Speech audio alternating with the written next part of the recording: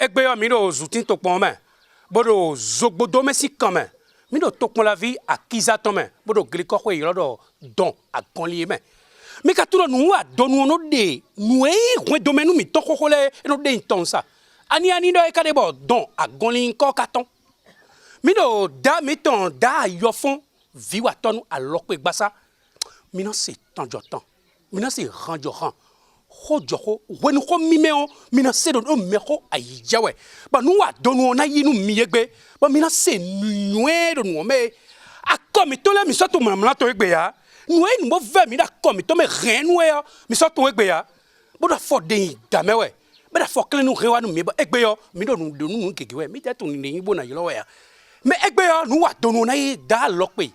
vi wa tonu nu mi be da pin alope tan e da pin ton agon le si tan nu mi akọ enu enye ena pin tatonu mi nu eve mi da come wo mi mana du pede ai mi mana wa gbede ai ena de ntonsa nu wa lo bonu mi kana yoro mi do nu waji vla football mi na jeti ro do mi tole me o mi na dala lo kan 95 45 31 16 alors 97 64 0015 mi na wona nu se do mi do gbenu ye ro do WhatsApp neji o mi na wona nu se do mi do wa lo kan 95 45 31 16 mi gbo yi po mi na so tolo bona yi tokuno san gbasa bona yi jonoton oya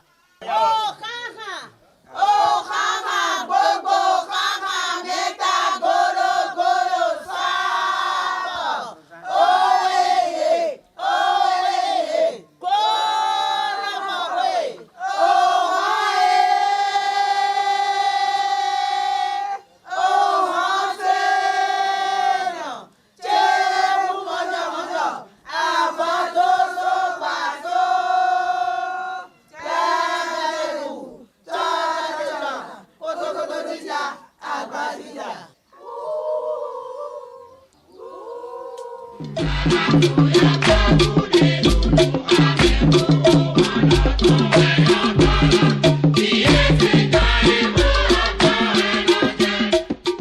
da nka ho tan bio oui d'enfant mina so mi de so kule to e komi ton ikoche yin da yo fon fi wa tonu alope da yo fon vi wa tonu alope ayo fon ne dogben kadi vi wa tonu ne dogben kadi alope yo ne dogben kadi mina tinye ne me bibi mi le dogben de ba yo fon sin koton yo na kun wi ajavi bode yo ewe da okunto kakevi ma sevi we boya ya to vi gamenu oh edayo fie ejinu na kun wi yo eko jide ba ta so agonli edo agonli wedo agonli mi jafie ne cambio edo agondo poli o e wa ta suru agonli yo o vie ji yo e na kun wi ji yo eji yondo pobo no yo lodo adono nakpe ene wa ta agonli vi eji hohovi we dorupo yayapo fie nele o bi mbagbe bo isun eji dopo ben sun gregbenu eno yolodo degera isun eji donegbeton yo eyolodo dosu hohosi novile we vito eno su kanji yolodo dosu yo eje imbo dosu afla ji donegbeton yo dosa ewe wa noviton da rogon do don agonli awande yin o dadalesi awan beta ton na ko ko me bi no ya hwan eno be hwan de mo do ya hwan gbeyansin wenu do sawa noviton na pe ogon àwọn ene wa wuriye o sorry agbomé ye bi péansin wa ye péansin wa to me na ko wi ka so mo péansin do mais ton essaie da wa yo les fiton le polé mais fimi le me be fiton pero ne ka yi be ra yin do sa ti de ga de yi be do roi sougon aganli data péansin lo yo àwọn asọrọ kọ yọ e jẹ ọkàn sugun lẹ yọlọ jí e yọlọ mẹdọ lọ kan bí ọdọ nẹwẹ ká yín ne tọtọ ká yín ẹnọ kún tọtọ yín ẹnọ dọ nẹnẹ tó ká yín ẹnọ kún nọtọ yín ìwà yọlọ da kpọtsẹ tọ ìwà yọlọ yẹ kan bí ọdọ ne tọtọ ká yín jí ẹdọ ẹyin da huntɔ da huntɔ kakɛ dada hun de wu nena xɔ xɔtɔn sa yɔ de tsobɔ hɔnɔ jɛgbe do daxɔmɛ gbadzi nu daxɔmɛ gã lɛ bi dada asiata tɛ wɔyɔ lɛ bi asiata wɔyɔ lɛ bi bɔn ewa yɔ lɛ ɛdɔ emi da huntɔ kakɛ vi bɛ dɔ mɛ ka nyɔtɔn dzi bɛ dɔ na ƒlɛ ƒi yagadza. Tata ko yansi lo mais ouais tata le do drogo mi e bo mi ma son dam sin àwọn tin to ayo e de da po ji osin me o to so gan so ayo lenu le lo gbon ba ayo fun wa ni ba yo han no yo lo to sa mo kan bi o da yo le fun be da yo fun ayo le fun be da yo fun na ko ya mari de wo yo e do le zimpoton ko sin bi gon so no le fo so sin ko de yi ya sin wa yin do sa asedo na ko wi e so do sin poton ji e kan bi e do nu tata raison we yo toto zon we na wa to sa re mi na blo e do nu tata zon we na wa to sa re mi na blo e do bo ja dan le ko ma me do e bi ko so yin le fo anje o le me de ko mo mi o ayọ̀ lẹ fún ẹ̀dọ̀ dá mẹ́ẹ̀dọ̀ ẹ̀dọ̀ dá ayọ̀ fún ẹ̀yọ̀ ewé ẹ̀sìn bójú bá ẹ̀dọ̀ dá ayọ̀ fún fi ayọ̀ fún tán lé ní sọ́tàn gbọ̀n yìí kọ́ níbù jí àgbọ̀mẹ́nu bìtún ẹ̀yìn àgàjà vi sún yànnú ẹ̀kan bí ọ̀dẹ̀ wọ̀ ọ́ yẹn gẹ̀lẹ́ vi ẹ̀ ẹ̀sùn dòtò ẹlẹ́dọ̀rọ̀ ní sugun tata fi lẹ́rọ̀ ńdọ̀rọ̀ gànté tata fi sí atalẹ̀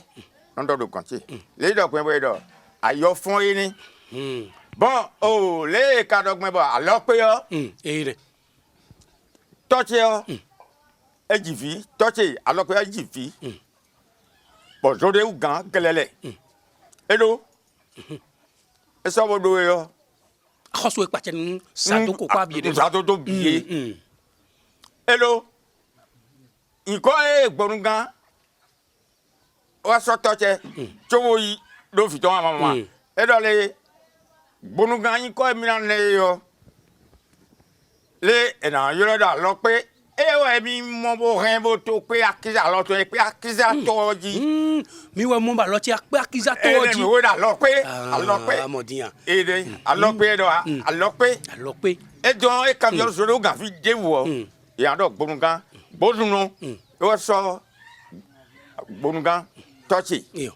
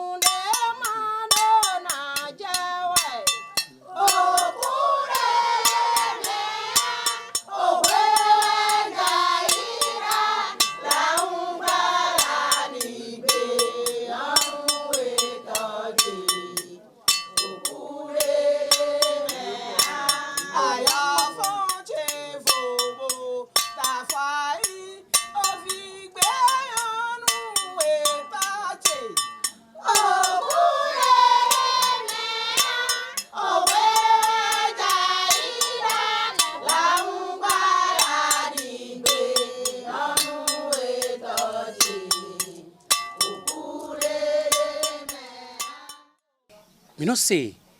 don akɔnli don akɔnli ne dɔgbɔn yi ka di bɔ don akɔnli nkɔ ka tɔn mi pe akɔnli tan. non mi no bɛ tɔn ɛgo si wɔɛgo bɔn a cɛ kelen do fi.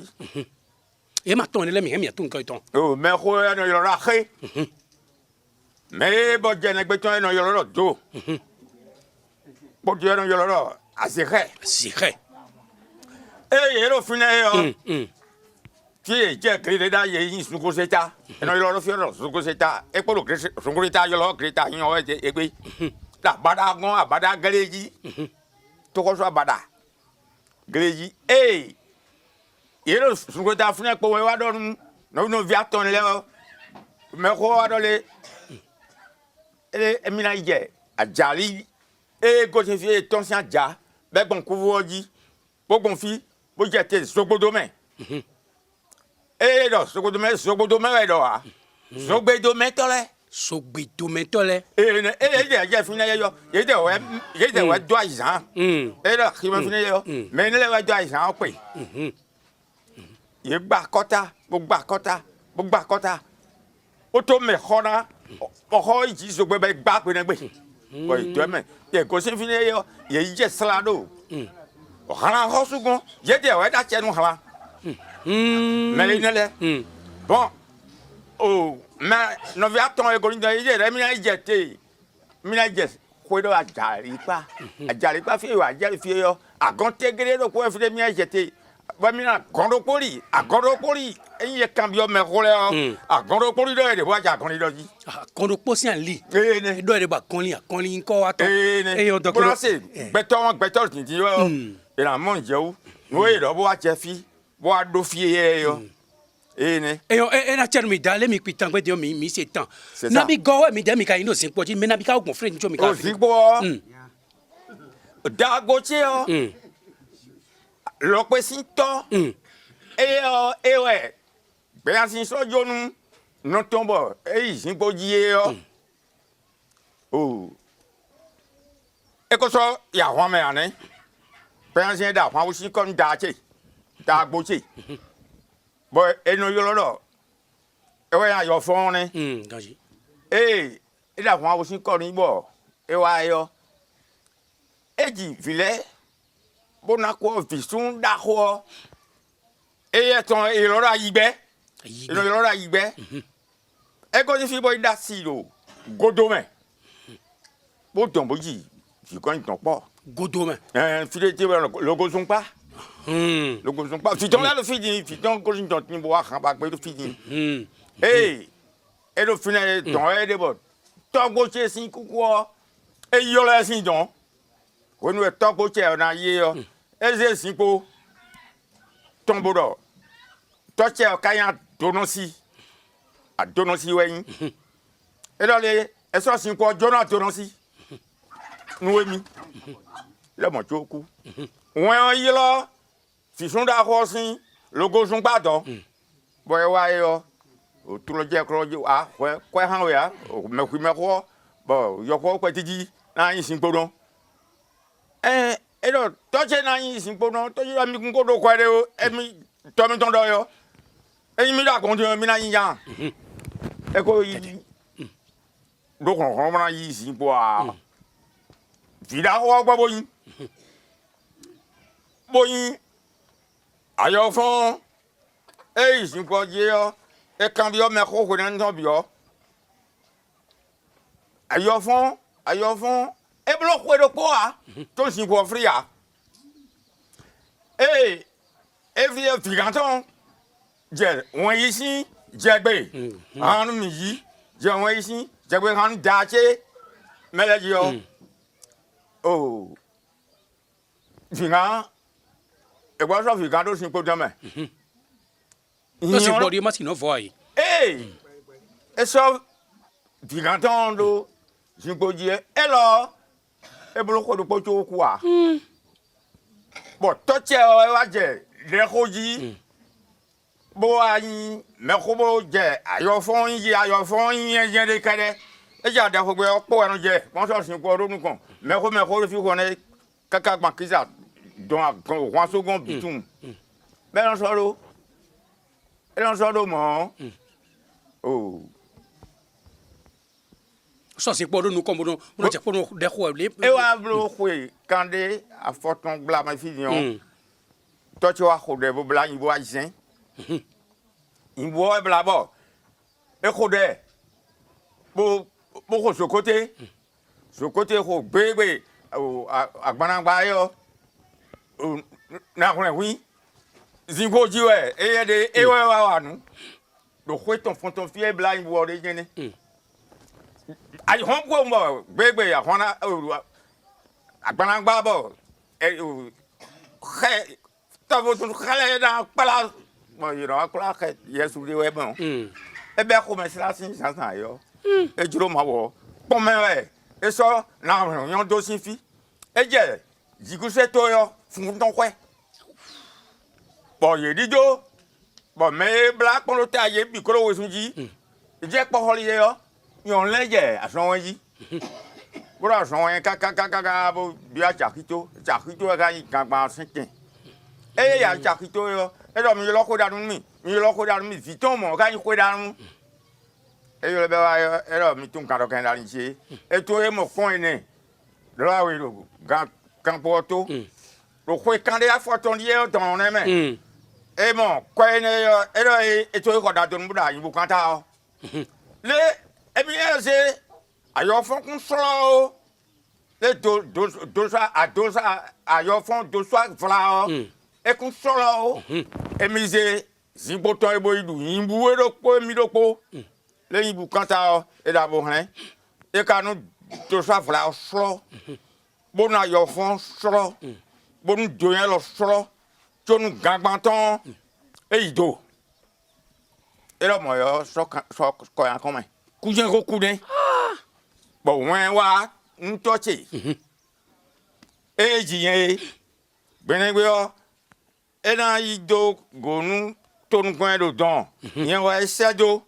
bo ja hari tre ne so da sin mi bro mi je tan bo de bi onde hun mi yo ni ado acha hito bonu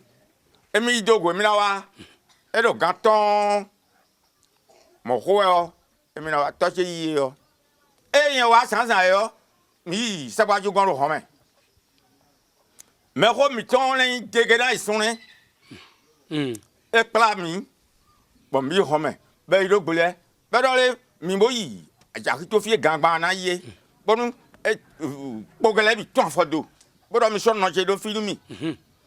e do mo yo yen so han poko epo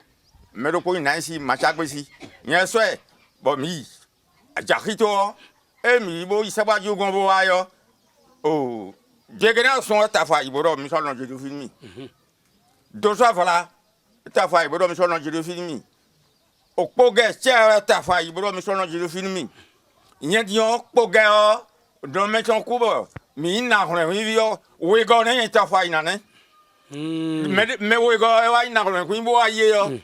ku to nu en go se bo wa tro bo do le won go na go bo wa be do na hore ya la da e kun da ke yan do pe se trolo yo me wele fo so ko bo ye so no tojo ri jo a mi de wele to fo do bo ele di na ko ye ne simpo enele solo mo yo gbegbe toche o e de mi na wa bo mi kan we me sin ko mi de sabaju gon bo ja po yo de gra so ka me ko mi biton mi ye po do o ya vie atawo jo we no me mondo na jo mi me pero e ma wati ya bonu mi wa kan gbata ko du ko yo bio mi wa fo je mi na kle ni don dale bien so yin bo ja son po o do so fla ayo fun do ye bi na flo nga so ke no mi wa iko bo e ko ba teme mi gbe mi lo ho na mo mi don po ya jara sa mi de yo ko yo husu kwa de po yo mblole boledo ajala o bo itine do fiende yo e no monje honto do ta ko e ko ton e ka me imbrika e de ko le no ro honto mo e fiende kraba do mi son mi organi mi na yi singbo ju ho me bo mi na yi ho me abi ho ro no ho ka le ayi ye do no le nga do fu yi bo si e bo me ro ko so da je mais ne no yolodo digan tajo to e boy to kwasi ble mais ne on soto je ka yo bi ko yo bi on ko yo le documents do ni lo wa jete ba me bo ya o ho de lo bo mama to se ko ye ko ye to fie to che wa je si bo ji akata ke gbegbe wa yi si bo ji ne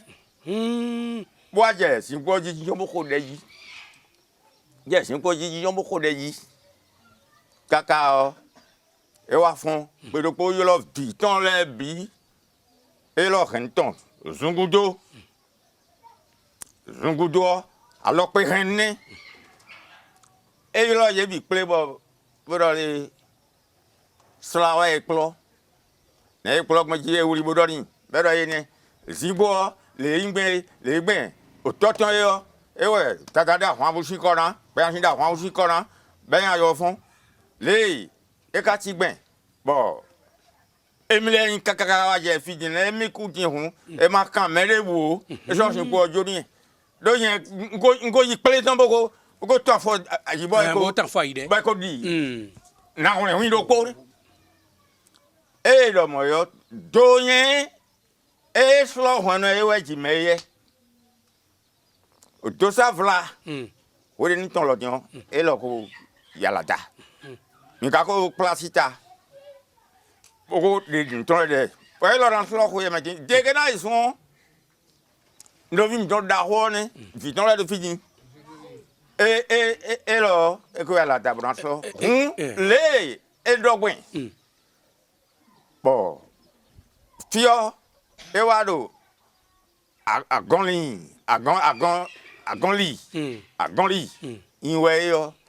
gon ro poli yo mi mon ko ja ko mi to na chermi ako etenu mi kai te kai nu va ko mi to mi mana ru pede remi to nu ai mi mana wa pede ai begbe do wi wa we be da fo clean do nu yi we be no do nu keke mi je jande yin ko yo lo gbe ya aya to vi we ato vi kamenu we mi ato kamenu mi do zungbo gbolo me mi ke mina mla ya to gamenu pare bo me do mi pon gbe me bi yo e mo do le no mla ya to gamenu mo dia mina mla ko do po mi na pon e do aya to vi gamenu aya wele aya din bo tu do nu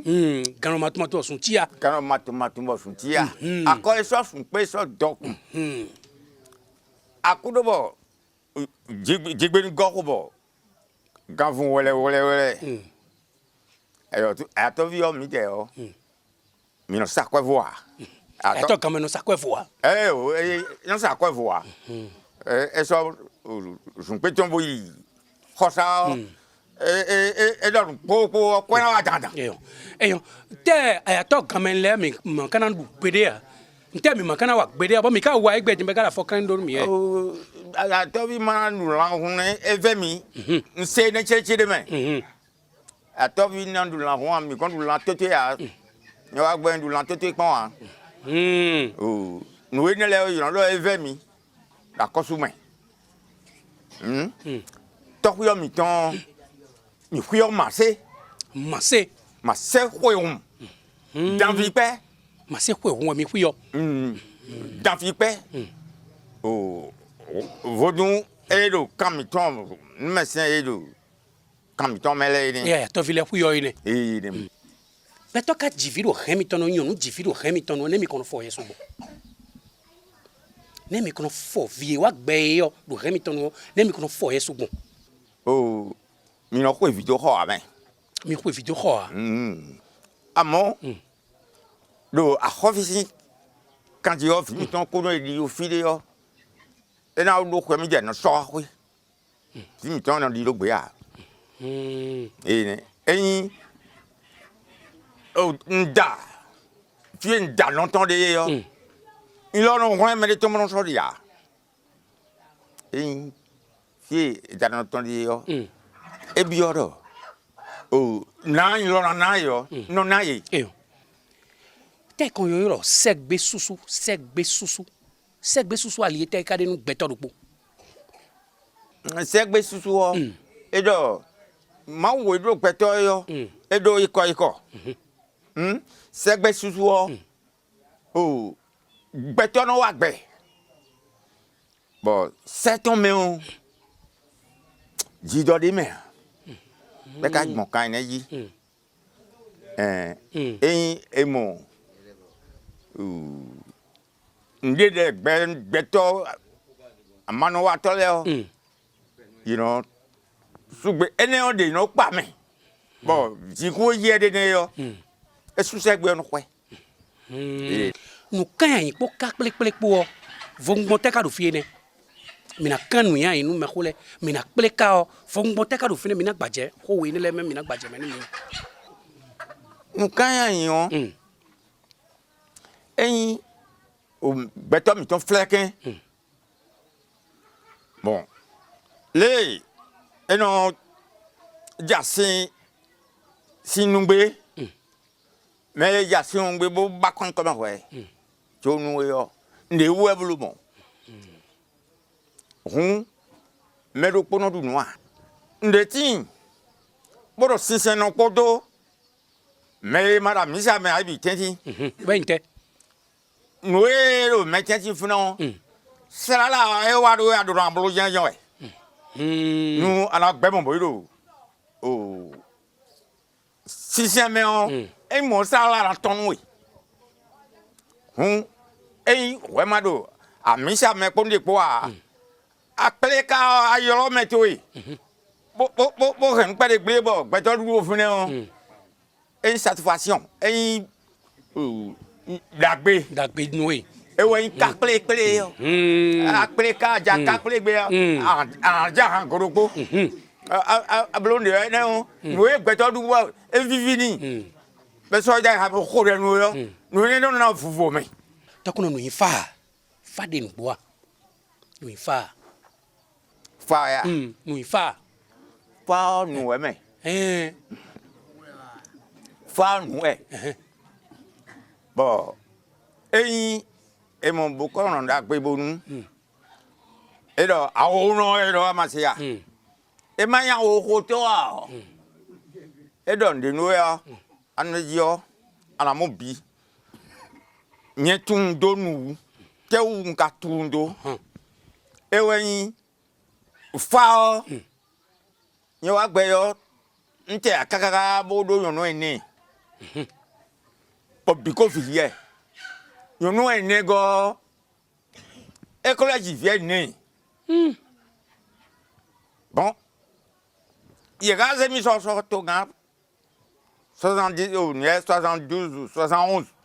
ya som to hosu da do poro fi bo yin hwasu e wanu amanuwa e wanu nu waru nu ero ale ina tefa jen ina tefa ngado yonu enebo ye ka viji gbejande mi gbo ya oh de si utu mi on bon i kan bo edo fa ina te se mo e kan to ko fa ni bo edo fa jen ina te bon wọ́n tún jẹ́ mọ̀rọ̀ jí pé wọ́n mílíọ̀nù ní kẹ́sì bọ́ ń dọ̀ ǹdẹ̀jẹ́ wà mí yìí yára lọ́lẹ́ yìí wẹ̀ jóyin ètò wọ́n á fún pèrèkó gbọ́dọ̀ ń tọ́ṣe fi é pàṣẹ ní fàṣẹ àgbà rẹ̀ yìí. mi kí nǹkan tán. tọ́ṣe fi bóyá ìjẹ̀wẹ́ náà wà fàṣẹ àṣọ ọ̀run tọ́ṣe déṣu gbókọ́rọ́ ẹ̀ déṣu lọ́nà kan fa. ǹdọ̀dún yẹ fún sàn gbégbé ọlọ́kẹ́ táwọn pé mẹ́rẹ́kó gbọ́dọ̀ ń dọ̀ ìrántẹ́ fa mi. Le pétan sous fait faire il a trop d'ennemis bon na tefa ko na bi de ko tefa o ndo mo yo yi mewe i greta ple yi mewe gongon ple de medo po yin maseno medo po yin da ko si da ho ndo nu ye mewe bi were yo gbadan su bo ero gan ayi zemo ho bon nsonu bo wa ye ko baptisan bo ko do fa na blonu mi ye khan da ko dum lo e do ina se surabi kalwa banana o de hodo de la we ina ko vi we ni nton ndo surabi kalwa inde so don da surabi do han kalu so ko te fe mondo de fa nu yin de ne nsonu we yo fort les wa ko yo je do bi wa nso ye go descente ouais nze han ka lo so ko ti bo se ko la wo yo so de yi bo se ta ko fi po de ji fren bo ka die yo ngbon hono wa ta je to me bo yi konton ro ko ton ta be ro foto yi me ye fren do da ro fren a ndo de yo ndo o fa le da na te fa e si to bo nya te fa ndo ro nous là quand souci les fla les ngbo bulu ngbo yon amo mi kon kon gbe mi ton bro kan fi gbe gbe o lẹ́yìn ni te bon ti to bondo kon gbe to e bo kan se gbe a te wa ro mo pero ate fa na ku ben bondo ite fa na ku ne pero ate fa na ku fizile biwa ni je kon yo kwa do po ayi jonga na ko ya ru do mi a njojo po mo uri khore vodu do po won wa city bo dijo bo gbon hono wa me mo ran ton le po won no mo sun wa ji gbegbe o sun wa ji bo mo lo mele kado te rante fagba nje fina po mo yo nso ro yo bo je ta bo fi ko je po mo je lo ye nu ahankalo ye nu hu ye so goje wa nu pe do e so ko de bo do yo na mo sun bo je fa gbo a ndo mo gbo won yo wa yi nso do fa ho de a ko ton conseil tant mon impodo ma se ron po an se ron ga yin da je fi wo ko ya ho do bondo ndo kwa mo sun te fa yo mi so mo mi ngo de ayi le ndo yon nu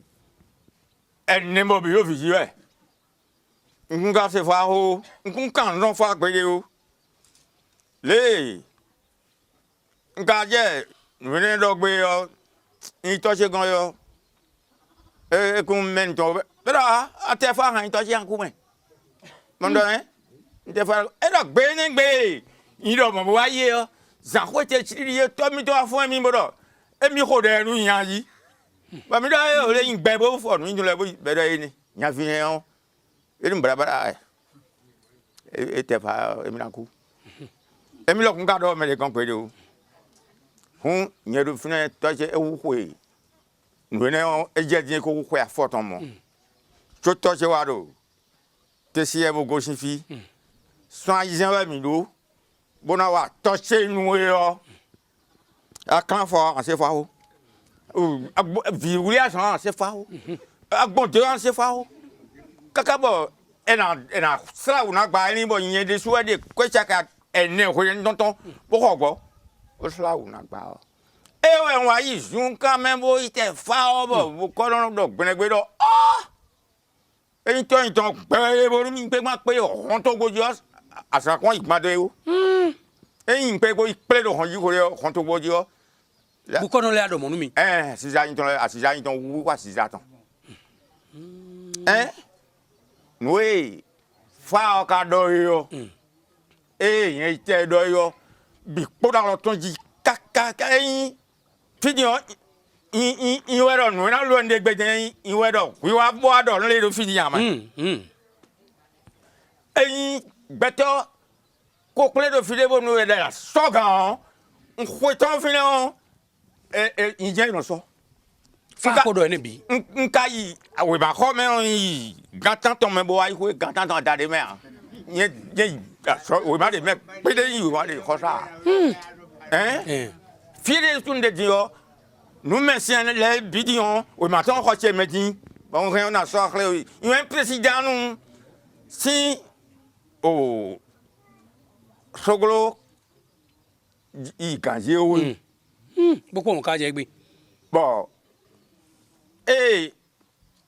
ntlei sogodo me hein fien de bo da e pogadon ado mi dole in president yo ise aji bondo yo bero fodun no le gan bondo a ma yin we yin pre o yin we do akwa gba ji nu ablesi na cha ku do akiza c'est venez to ewe hungbonga Zéphirien kenja ngulia tonton iwe c'est au nieton c'est au quoi baji kwa noton baji sin gan boye kale so mi do so gbodo me bo npa che na kisa holo bi we ma ton da si se din egbegbe eyin c'est comme ton boy on so gbodo me akisa holo bi iwe so kabi mo ya eyin kan je do ye non so bo ye la ti me do fa o eyin vore mata on ti on je we te o Segbolisa. Ouais. Oh, mau yoloro. E yolo gbetori be yolo yi. Bon. A forore mi en gbeto. A taro mi en gbeto. A on ti do mi e so gbeto nbo je. Oh, aloro mi en nbo gbeto ndu. Ye ja hola bi mau kaka e wa do yo, ye bo yi ku ele na yo mi ado. Mais il m'a remis à dormir. Kanji. Eh, il y a un côté. Oui, c'est quoi ça tout? Ma c'est quoi ça tout? Mais il y a tant de filles ça va. Faut il a route de temps il a route. Et il comme il va dormir. Et il y a un combien? Et qu'on fouille ton frère au mion. Oh, à fois qu'on fouille le janvier. Oh, alors qu'on le toque. Bureau kui e pon kaga yo awon tin do ko e je kwa so ha e je ko ndo ga ba ye ayo se mo sha do ye do ma u do ye do le nu e hu ga gbeto bio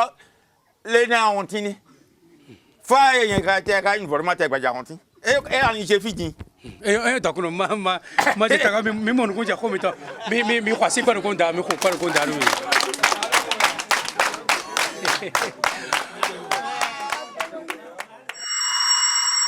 fie kai vibo ronjo rendo yo ani wazo ba kono ronjo rendo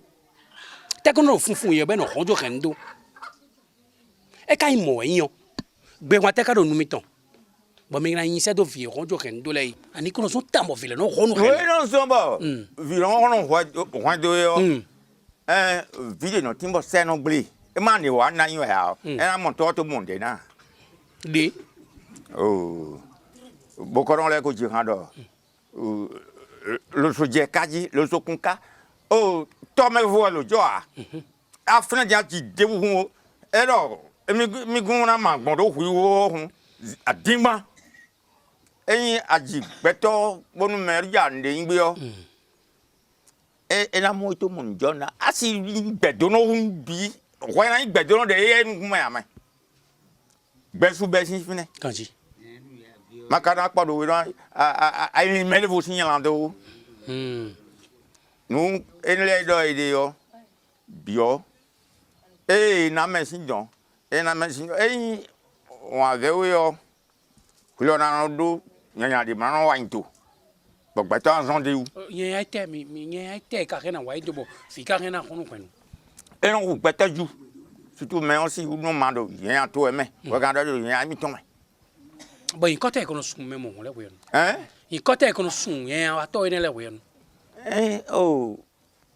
no e de so wa yo bedo to do hoton fuel ono emi we mo mi don bo in kote kono yo ido ta mi gbaje me ko menu oh me ya se do me yini ando in kode jina zombo fio na hon hon in hon me dio le no mo le do ya no mi nte wa so mo kono hon hon ta mi donu ta mi ke no in koton we go no so ayi mama mo de baka merci ayawa awa dagbe yo anado ka anado bo yen wa to in kote kono sui no yolo yen wa to do no do sai do jiton ado e po in kodo po tata e po in kodo in kodo yolo in kodo mi yo bu ja do de bo na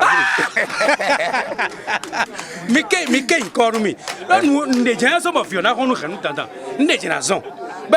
honu henu eje kuto du flafo ndo a hen chele nyu ame I henu me flafo tin I blo sara nwale tin yo nda fokin le mo we npeta li tan ne ka afode yende mon kon tun jono de ne e bo afo yen de tole nko te kono su ye mon tun jono blo ne e nko te kono su ngete en tun ye me ya e ko nko do po so tun we ya mi so tun igo ne mi do nu boru mi nko de na fini bo vile no honu henu mo jo hen to lo we jende fo ile waji ba no gble do e ne nko te ka son ayi ma to wa no e nko te Aceito. ta nu boa ye no le da se lo bo wa kon le yi fe o ase o no hona ne ase o ka de nu boa ase de nu boa oh atun ne jele gama nkun we ne jele o we sin pa me yi yo e amon fi nko fo gbede kon ama oh nu wa gbe nko fo nu de ye tele ko hon si me mo je to bon jele ase wa lo ya to mi we ase wa lo ya to mi khen me wa so mon kan me mi do ase o ka de nu boa oh gbo se ma do me ya hala no so de ya de mana wa yi to wa yi mo ye ro mo to kon le kon ti ojo nu ni le bijan oh yen ndo modo yo o kan do yen ka ka ya de pele ya ba da niu oh ko che me do won le bo po vere na mon je wi ya do da fon ya mo ke an de lore de bo yo me ya si ona de mo le me ko kan ti mo kwa bi mo le ja mi ko mi le ku mo dona de dio mi san nu kan bi mi ton san idian me mo ai ndo mi mo dona pere wa mi na e kan bi mi ka mi ku mo to na o mo dona de bua mi mo dona de bua eyo vie ka do honu henu etin po to nu ti men me mi ton le po ti yi do mo je me do e pe won te ka nu mi ton mo mi na ise do vie honu henu e vla fo oh vi elo honu henu e yo oh enya imo me de don bo mi mai gwe keda me de ka yi me ton di wa ton henu ye de no vu bi ya me ye de no vu bi o henu da gwe bi go sin chobo je pe o ji sin no mo je me gege ubo atundo o famille gege ton no yin gente ka yin henu ise ami mi do ne mi ka famille mi do famille gege no mi gbaje ko ne me mo ko o famille gege no do de yo tu to ti do famille ponte yo bi je lo do gbon mi ka ipari mo pon bien ti un mi ka henu ise ami le ipari mo pon o de ke henu le nkan ton mo do alo pe kun kan do po le jene do po le ton po e de gbon file boko ya amo yen ron ken to ha de ya eyo mina to degbe nu waji mi bo mina sultana do gamedo plus do mi yetin nu wa lo yo do tonu ena de won do menu mi ton sa fi ni tamebo de nu wa lo ton yo do Serge Atins ouvert yemelu nu cambia mi vi mi ton gogan Fabien mais la bi tout dayato mina ko de mi do nu wa lo ji le mona ko de yin mi yo en ko ma ba e ba do konche ana de na ko mi yo e die ko ba se kuri ro ji tro yi eyo mi siro yi e ba li studio mi a ami oh fa e iro te we ko ji han ro mo e la tan gbo yan che yan vi che na gan lo su sa na gba mi atan gbo yo ko na ba li po le gbere a ami oh mo ipo antun pon to khogo do kuno do ame bene bi on ka khogo lo ame bon aga mo pe mi wa mo do kuno ka khogo yo bon do khogo ganji pardon na wa oh akiza agoni ya ko si oh mi me de kon ke ya me wi wendo da me ton wendo le yi Pendant les gros ya pas rien ou. Loin et bien on l'a moi au gars dit ben. Gazi, gazi. Gros moi de chepe soir hein. Voilà. Aya les sudo ya. Ami, ami. Moi ken bodo fi yo. File nous kada ni wa fi bosser. Amako ya. Oh. Nous jebon si dodo même dia. Hein? Bon, et une cano cacao, en dos in your way. Et when mais cocho, et aïe tonic beboro, bois, moi l'idée d'eau, pour des non, oui, yendo. En dos, Diane, as a whole. Whom me diadion,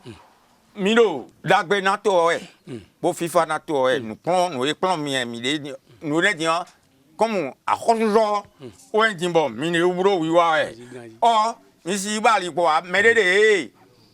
Milo, nous et mon tour, à mon wabo. Il y a un gougou et les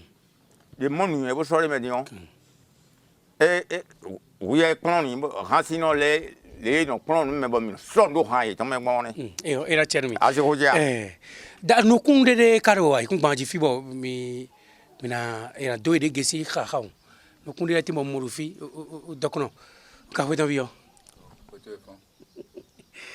mina do mi de gesi do mi ko tun me ka mi kondo gba fi nkono ji dile o Picasso do mo jame ton do edo nyono fi wa mi di fi wairo e so temi ame ta ko me kan bua gbogbo yo ichen yi mewe go ganji obro boy ko momi etegbe gbon boy me bi ime dada so di u kan klere sun kon komando kesi pe po ko pache ko pato ri etum o fi ngade fi di yo no chi huyendi dai mi kan bi o di yo ayo fon fion ton we go si fi wen mi e ja kan me chi jobo wa ho sadu ko pato bo mi no akonchi kaji ayo fun agaja bi e o dada isi ko ji o apo be be aso yo yen nko yin da akama mende bo mi do bo nu langa fero si ko me kun bo mi do e ku si sa ro pe o be E we si boji. mi do asa yo fun kere a ro pe oro kan so ti ro gagbe sadu konchereji o kan we ye mi so ipenegbe Gbe o e wa home class solo gan vi bibo yo wa singboji home yo o dada do le yan hawe asiata nton e we plan yo ado alo menu mi ba mi lo gan so yin we bo a lo pe o mewe Tommy tonga jalo pe na ji bo ma se no ken gbe ngo je nu e ko si gan Tommy don no yin we jobi na abi mo do na we le yin we Tommy don jo kan ina le bi na bo ya e do le e mo a lo pe Ọlọ́run flo igbe e do mo n da ko mo se cha go gbe do so jo ni abi ja ni kula bo ndo e si han ta le bo i ko bo so ku wa le ya fon don jo na yin a lo pe ya so bo do ma moto aton e ka kla mi kan yi hon camion d'aro lupo base yo lupo o e je so we lupo e yen so base o me so mi do bo mi me a forton no kan ton no fi no wonu e so mi do sinbo jibo bi o mo to mo wa jegbe le ko kan ni boko dan lu ko ipo do jegbe o jo ten mi don bo fi ne we no do ego sin ton bo ko de o mi ko greta o e no do kabi mo e no do ya yan yi jegbe bo iba sin boya aja ki to fi gan gban de bo iba sin bo wa sa do yo e ko bi o ti to ple bo ko tabo me ti le ko ha yo ko do hon ton to cho wa yan bi je yo akwe bo ifo khule bi bo wa yo e wa fune yo o ko ha do Devo e halado muwe yo e halado o kawo devo do deji o chaba devo do et doit leur courir tantôt ailleurs font entendu oh quand on dénonce de voix oh regarde eh dada nami kedewe yo ayi boto de yesu mdo honto mama regarde wendo ngala todo ko taki quand on connaît nous venons regarde ouais là si ya chal vidokuro o horo yi ho kwemiano game ka ro plus do mieti mina suta nu wa do fene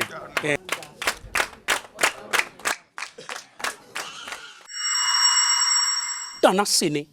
hona sene when hoto na sene alors que vie do hwe e do pe atun tanto ya atan koto ya bina se do dokuno nune nu e nu mo vewe die na jason lizun bon nu wa na jiji nu na zun fa do reto nu be na re nu kon yiwa nu e yo atun di me do nu wa tono ji egbe ton mi na soru fene do sino poro to me chobo sin to no na toka ho poro ho mi to me po game zo wa mi kari mi na da la so alo me nu re nu we aklo no gbedo to we jogon do yin we e kun gba je egbon mi de san lo da konu mi yo we de funu mi na le do tasonali ó dàbọ̀ sí à.